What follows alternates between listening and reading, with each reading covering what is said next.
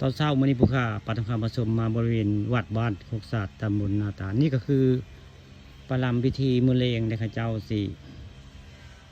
เวียนเทียนออกพรรษาลาพระเจ้าเนาะ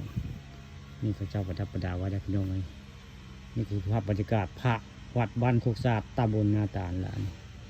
ตอนเช้ามื้อนี้ผู้ข้าก็มาบริเวณวัดวาราม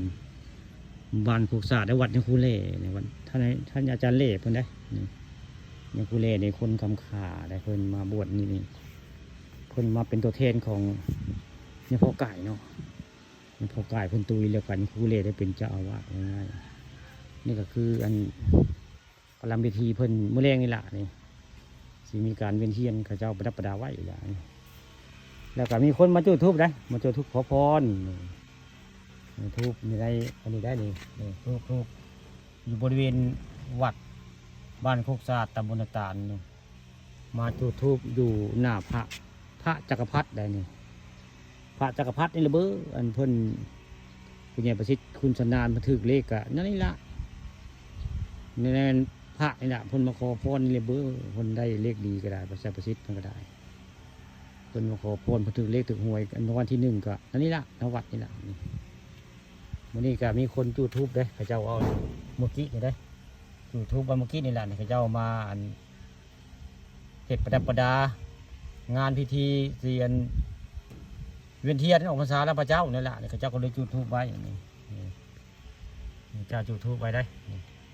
เป็นเลขเบิ้ลในพี่น้อง221นะงวดวันที่16นี่ละนี่เพิ่งแล้วเจ้าจุดไว้ได้นี่คือภาพบรรยากาศในวัดในวาและนี่ข้าเจ้าลงมาพัฒนาวัดมานี่หลายคนได้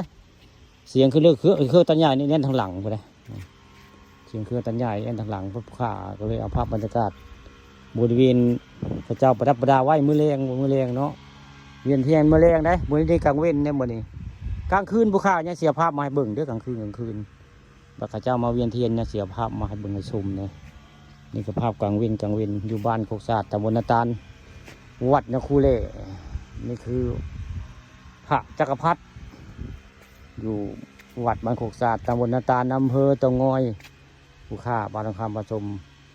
มาว่ามาจ้างานมือเลียงเวียนเทียนออกพรรษาลาพระเจ้ามือเลียง